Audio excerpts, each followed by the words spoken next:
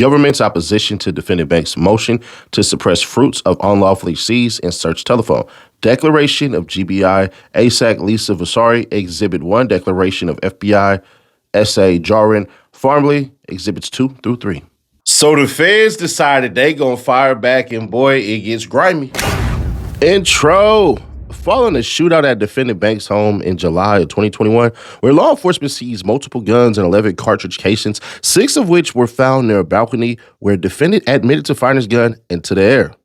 The Georgia Bureau of Investigation, GBI, searched defendant's residence pursuant to a search warrant, the Georgia House Warrant. During the search, investigators seized multiple guns and boxes of ammunition, spent shell casings, and defendant's cell phone to aid their investigation into the gunfight, among other items. While defendant's phone was seized pursuant to the initial warrant, GBI did not search the phone until it obtained a subsequent warrant that authorized the seizure of data related to multiple crimes, including felon in possession of firearms, the Georgia phone warrant. Based on the second warrant, the GBI created the forensic extraction of the device, which they maintain in their possession pursuant to the express terms of the Georgia phone warrant.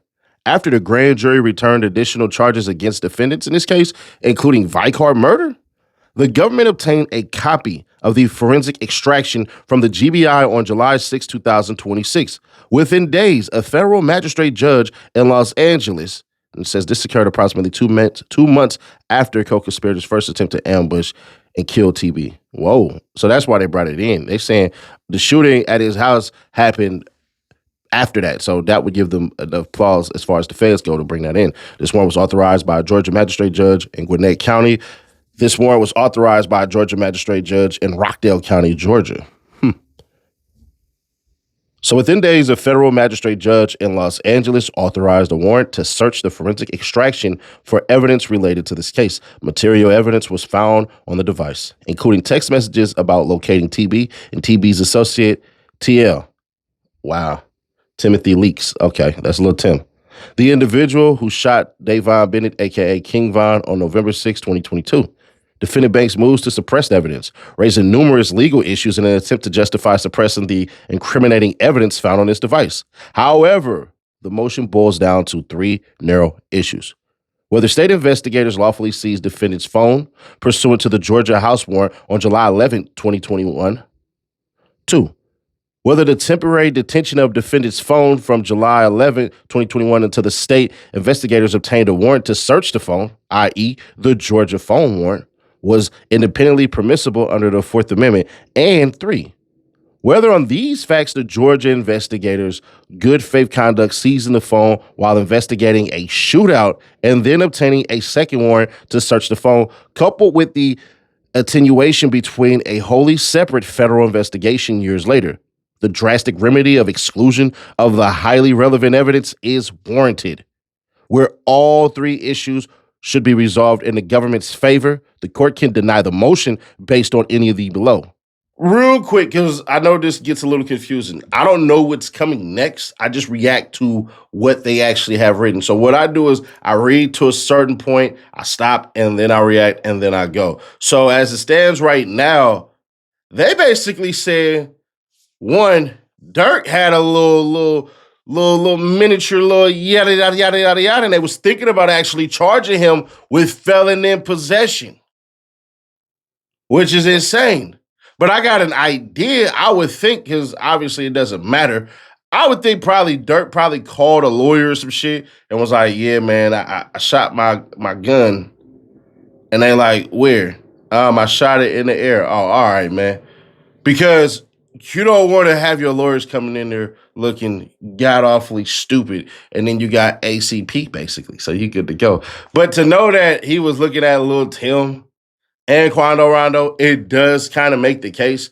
And early spoiler warning, I told y'all, the feds, in my opinion, they're going for stalking. So far, so good. Now, if it gets way worse, then damn.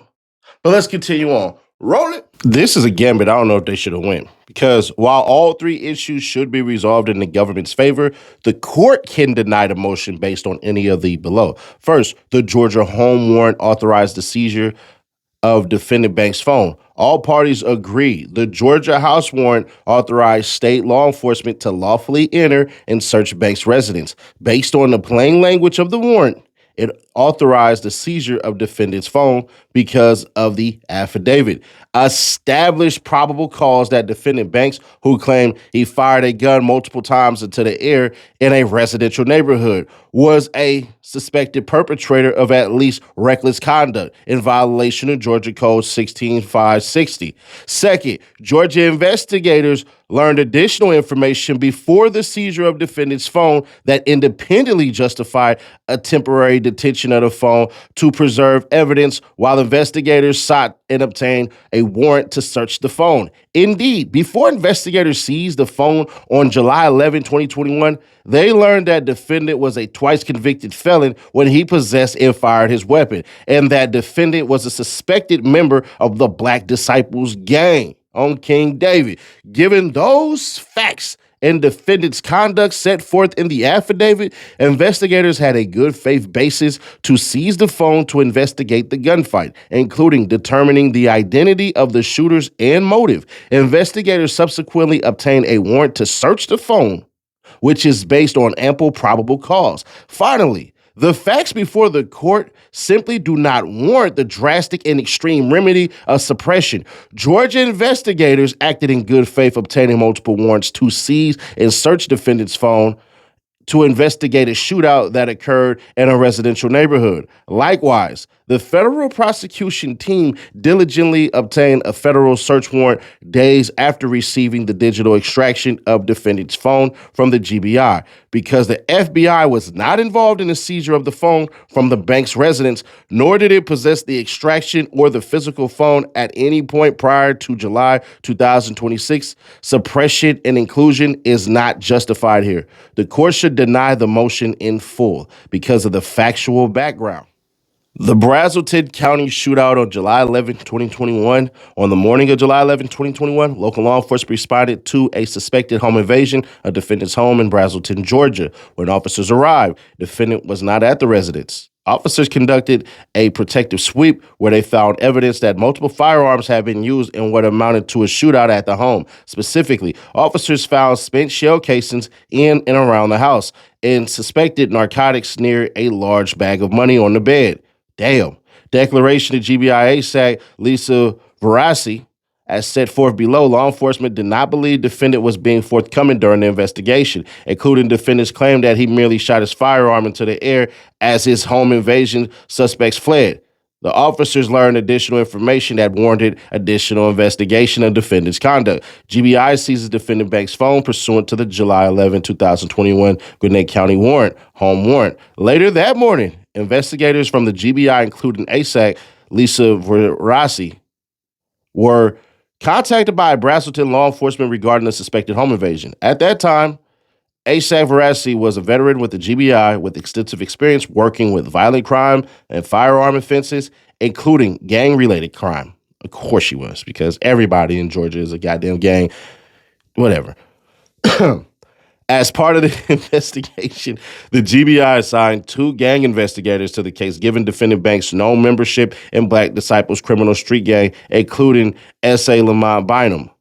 During the investigators' initial investigation and protective sweep of the property, investigators learned that there was a gunfight between defendant Banks and family member 1 who lived with the defendant Banks at home. On the one hand, they're talking about his girl, by the way, and multiple suspected home intruders on the other. Law enforcement also learned that both defendant Banks and family member 1 admitted to firing their weapons, including defendant Banks' admission that he fired his weapon into the air 5 to 6 times as the suspected intruders fled, and investigators saw multiple firearms in the backyard of the residence and multiple spent shell casings inside the home. At approximately 11 a.m. the morning, ASAC Verassi received a criminal history for defendant Banks, which identified defendant that he was a 2-time convicted felon. Email received by ASAC Verassi at 11 a.m. on 7/11/21 with defendant Banks' criminal history attached. At approximately 12 p.m. that afternoon, GBI SA Jason Leach obtained a Georgia state search warrant to search the Banks residence in furtherance of their investigation into the gunfight. The Georgia home warrant. Relevant here, the warrant authorized the seizure of electronic devices and any other personal belongings belongings the perpetrators may have left behind that would aid in the identification of the perpetrators for the following subject offenses in violation of Georgia law. Home invasion, first degree, armed robbery, reckless conduct. In support of the warrant, S.A. Leach submitted an affidavit that set forth the following facts, among others, learned from other investigators assigned to the case. The Brazelton police responded to an alarm call regarding shots fired at the residence. When officers responded, nobody was present at the residence. During a protective sweep, officers saw multiple cartridge casings inside multiple areas of the home.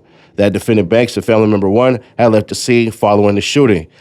That defendant Banks and family member one did not immediately call 911 to report the exchange of gunfire or home invasion. That defendant Banks admitted to firing his weapon into the air from a balcony as the alleged intruders fled the scene. That defendant Banks and family member one were reluctant to allow investigators to search the home and their car for evidence related to the crime in which one of the firearms used in the gunfight was stored. Defendant Banks and family member one claimed they did not know why they would be targets of a home invasion, that there was a large amount of money on a bed in the home. Leach concluded the affidavit by stating that investigators sought the warrant to determine the scope or location extent for the crimes which were committed inside the residence, identify the perpetrators involved, and to help establish a motive for why the listed crimes were committed that resulted in an exchange of gunfire at the home. During a search of the residence, law enforcement seized approximately 10 firearms and numerous rounds of different caliber ammunition from the Banks' home. Cartridge casings were found in multiple locations within the house, including multiple casings near where defendant Banks stated he fired multiple shots into the air. Based on the magistrate judge's authorization to seize digital devices to search for evidence relating to reckless conduct or evidence related to the motive to the gunfight, Vasari understood that law enforcement had the authority to seize the digital devices from Banks' bedroom.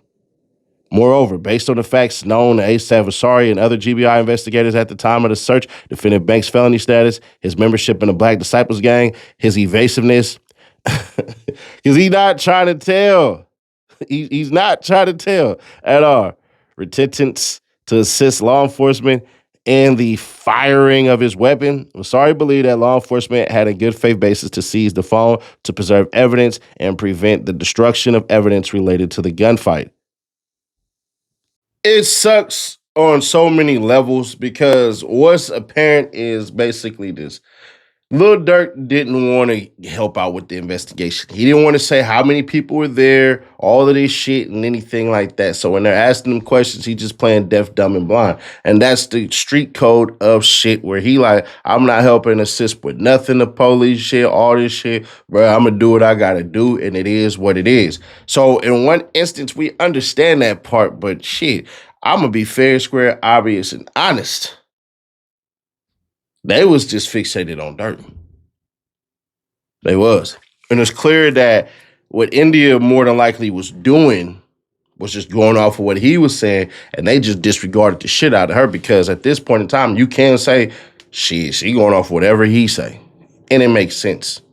So, yeah, that's that street code shit. I'm going to probably skip past a bunch of stuff. I don't want to make this a long video because I'm going to try something new with you guys. And if it works, then it works. If not, then not.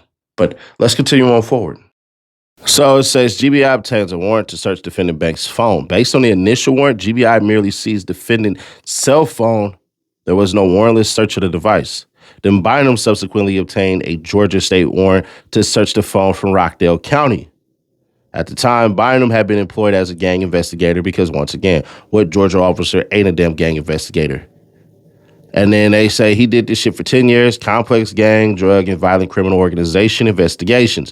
The Georgia phone warrant authorized investigators to search the cell phone for evidence related to the following violations of Georgia law: home invasion, possession of a firearm by a convicted felon, violation of the Georgia Criminal Street Gang Act, conspiracy to commit a crime. Specifically, the warrant identified multiple categories of information that investigators could seize, including data that may identify the perpetrators of the home invasion and gang activity, media, and its metadata. The communications including text messages and social media related to the crimes identified in the affidavit, which is crazy because had they found somebody that said, oh yeah, we finna come over here and rob you and shit, and the way that some of these idiots would have tried to come at Durk like they did with the fake ass he snitched on King Von story from a source that wasn't even real, they would have said that Durk gave them the phone and all of this shit and literally would have been one of those days where they would have just been lying on this dude. So in support of the search warrant, Bynum authorized an affidavit that included the following facts that clearly established probable cause to search the phone. That defendant Banks and family member one told investigators they both fired weapons during the alleged home invasion, that defendant Banks had been previously convicted of at least 2 felonies. Bynum obtained information from other investigators that defendant Banks was a member of the Lamron set of the Black Disciples gang in Chicago, Illinois. That defendant Banks had a monetary bounty to reward the killers of his brother, who were suspected to be members of the rival gang, the Gangster Disciples. Bynum concluded that based on defendant Banks' gang membership and association with factions of the Black Disciples gang, it is feasible. He never said no goddamn Banks gang membership. There's no way in hell this man said no shit like that. It is feasible that there are a lot of subjects that may want to harm and/or steal from defendant Banks and family member one. Accordingly, based on his training and experience investigating gang-related crimes, he determined that evidence on these seized devices could assist with identifying the outstanding suspects of a gunfight, including text messages, photographs, and social media messages. Finally, the affidavit set forth that the digital copies of the devices data recovered will be created and retained as evidence for further proceedings and made available to the proper authorities. At the completion of the case, the evidence copies will be sealed and retained in evidence storage for later discovery and trial purposes. None of the contents of the evidence copies, other than those which may be required for the prosecution or otherwise by law, will be displayed to any person or otherwise disclosed used a copy. So it says the FBI obtains forensic extraction of the phone on July 6, 2026 from the GBI and searched it pursuant to a federal warrant. Yeah, we're going to make this longer because this is pretty damn stupid. So you're telling me that they're saying we can keep your shit for as long as we want. That's what the feds just basically said, that, oh yeah, they went through all the proper channels. See, they didn't address what the damn motion said. It gave all of those things about the warrant, about all of this shit, all right. But it basically led on to say, even if this shit is true, even if it's true, hey, bruh, y'all do realize that y'all can't hold this shit forever. So let's keep on. I think I'm gonna have to make this a longer video. The FBI obtains the forensic extraction of the phone on July 6, 2026 from the GBI and searched it pursuant to a federal warrant. On May 26, 2026, the government informed defense counsel that it would be filing a third superseding indictment that alleged the August 19, 2022 murder of SR as murder in aid of racketeering Vicar murder as part of the government's ongoing investigation into defendant Banks and his co-conspirators' suspected cross-country racketeering activity. The FBI contacted investigators in Georgia on June 25th, 2026 to inquire whether the GBI could provide the FBI with a copy of the forensic extraction of the cell phone seized from the Banks residence. In response, the GBI shipped via mail, a hard drive containing the 2 extractions, one for defendant Banks' phone and one for family member one's phone, which the FBI received on July 6th. 2 days later, the FBI obtained a federal search warrant to seize the evidence from the digital extractions related to the August 19, 2022 murder and the suspected racketeering activities of defendant Banks and his alleged enterprise. See, this is where they were trying to get him with the Vicar, a.k.a. basically a RICO. The following week, the government produced the extractions to the defense. During a search of the extraction of defendant Banks' phone, law enforcement identified and seized multiple images relating to seeking revenge against TB and TL, aka Quando Rondo, Tyquane Bowman, and TL. That's Timothy Leaks. That's Lil Tim. But we all Lil Tim, so ain't no Lil Tim slander. Welcome over here. Ain't no Quando Rondo slander either, because he ain't do shit wrong.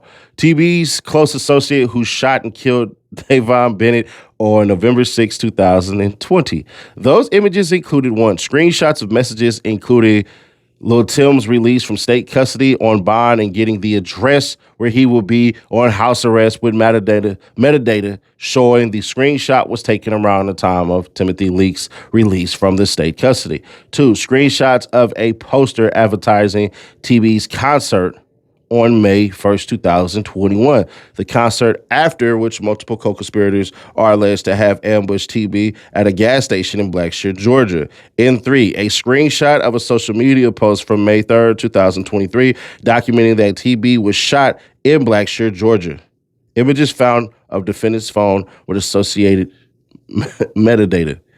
You gotta kill me with this shit. And it goes on literally in the footnotes. It says, defendant's motion misleadingly states that the government believes it produced the forensic extraction of the phone on July 15th. What defendant's motion omits, basically what they're not saying, are the communications in which the government identified for the defense counsel the path to download and view the data, and the government's invitation to assist counsel via video conference in viewing the data and/or for an in-person inspection whenever was convenient for defense counsel. Defense counsel, however, did not respond to the government's message. For transparency, the government has attached those communications as Exhibit 2 under seal. Based on law enforcement's review of the extraction report for the cell phone at issue, investigators determined that the phone was in a before first unlocked state at the time it was extracted, which may result in an extraction that contains limited data for review, including partial multimedia and system metadata. So we don't really care about that.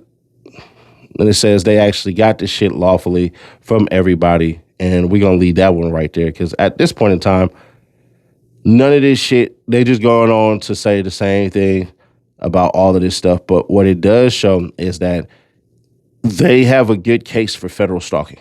I'm just going to be honest with y'all. I don't even know what to tell y'all on that one. There are 3 officers lawfully present in McGill's home. See, they're going around and they're using old cases about that same shit. So we're going to just leave it there. We'll get all the way to the bottom because I want to make sure. It says here the federal prosecution team investigating this murder and racketeering case was not involved in GBI's investigation into the Brazelton shootout, nor GBI's decision to retain a copy of the forensic extraction in GBI's custody. Accordingly, under clear Ninth Circuit law, there is no basis to apply the exclusionary rule in this federal proceeding, holding that there is no appreciable deterrent purpose in superseding evidence where there is no threshold showing of a communication or nexus in time, place, or purpose between the searches and the subsequent prosecution by another. So the drastic remedy is not warranted as the inevitable discovery and good faith exemption apply to investigators' conduct. Finally, the court should not suppress the evidence from the digital extraction because there would be no appreciable deterrence, particularly given the substantial social costs here. Those costs include letting guilty and possibly dangerous defendants go free and interfering with truth-seeking law and law enforcement objectives. Indeed, the Supreme Court is clear that the exclusionary rule is an extreme sanction. First, the good faith exception. We don't care about none of that shit. We just gonna get into the bottom, because that's all that matters. The suppression is unwarranted under the inevitable discovery exception. The inevitable discovery doctrine is an exception to the exclusionary rule. And yeah, but here the GBI sought a second warrant to search the device. The Georgia phone warrant supports. Yeah, we don't care about that. We care about the timeline. And they never get to this shit. Accordingly, the discovery of evidence of the phone pursuant to the Georgia phone warrant was inevitable since Georgia investigators would have seized the device regarding the initial warrant. Yeah, we're going to leave it right there. As stated previously, I believe that the feds ultimately want to get Lil Durk on stalking. I believe wholeheartedly that they're just throwing up a Hail Mary for the murder for hire shit, but they 100% have a case for stalking. Now, that doesn't necessarily mean shit that he's guilty or that he's not guilty. And some of y'all will go, nah, Nash, nah, man. Okay. Well, Lil Durk is from Illinois. He's not from Georgia. He's staying in Georgia. So one can say, shit, if Lil Tim killed Devon Bennett, aka King Von, Where's his ass halfway home at? I gotta make sure that this shit ain't near me. You can make the case. He's already a killer according to the people on the internet, so you can make the case of that, but you also can make the case that we never see a clear anything for anybody to go kill him. We don't see shit. All we do is have that right there, the screenshot. We don't know if the screenshot was even sent to Lil Durk. We don't know if it originated from his phone. So to flat out just put that in there, they're just going for guilt. Now, let's take it a step further. With the Quando Rondo shit, that's all to create what it is that they want to prove. And it's a good ass argument. But here's where, the hood lawyer does his thing. You only got some shit that says that Lil Durk showed up there. Y'all got Lil Durk's phone. Y'all was looking to see if Lil Durk actually showed up because you have nothing but somebody's word. You don't have any phone, any damn thing, and that's what you guys were looking for. You found out. This might be a good theory. Hey, Bill, even though your name is Bilal, but you want to go by Bill because you want to be accepted. Or Bilal's is too hard for people to understand, so you want to capitulate to American culture. That's like y'all knowing my name, Cedric, and y'all just call me Ced. No, nigga, call me Cedric. Especially when I'm standing amongst my peers as far as me being the whole person that I am. I wish I did have a crazy ass name. I got a Jewish middle name, but y'all can't butcher that, so it is what it is. Neither here nor there. Nobody give a shit about dude Nash. Sorry. So, I know some of y'all like, yeah, get to the point. So this is what I mean. This is all about securing the stalking. See, they just basically said he has the screenshots of the shooting. He has the concert. He has the screenshots of Lil Tim. All of this shit. So there's that. I want to know why they didn't answer the question. How long are you allowed to keep this shit? See, one thing that's going on in America right now is the scared part of how long do y'all keep our shit and how do you get our shit. Right now, Kane, yes, I'm talking about the big red machine. 320 pounds, Kane! In Knox County, he's trying to get rid of flock cameras because he like, how long do y'all keep this shit? I don't like y'all having my personal information for that long. So we want to get rid of flock cameras. F all that, because what's going on is scary to me that the government, the state, the local principalities at will sit up here and just hold my shit. Now I'm under constant surveillance. They don't like that shit.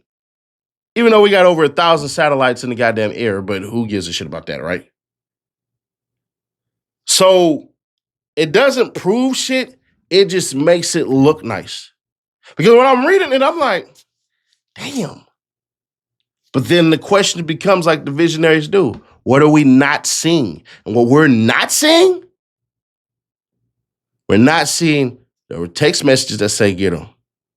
There was him that he had to screenshot. None of that. There's no indication to actually go stalk him. Me looking up shit on the internet, so effing what? I look at shit I can't afford to buy. That don't mean y'all gonna say Ceddy Nash is a millionaire. I'm just looking to see if I'm gonna go on Amazon and Temu to get the knockoff shit. Shout out to my Batman shirt. You know what I'm saying?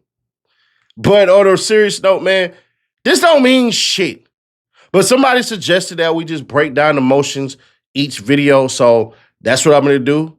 So be prepared for the next motion video. We'll drop it tomorrow. We got a Pooh Shiesty video that I'm about to load up for y'all in a couple of hours. So stay tuned. But click right here to see how Charleston White, Lotto responded? Hell no. But click right here for the playlist. But before you do, let me know y'all thoughts on this one. Y'all come on back now, you hear?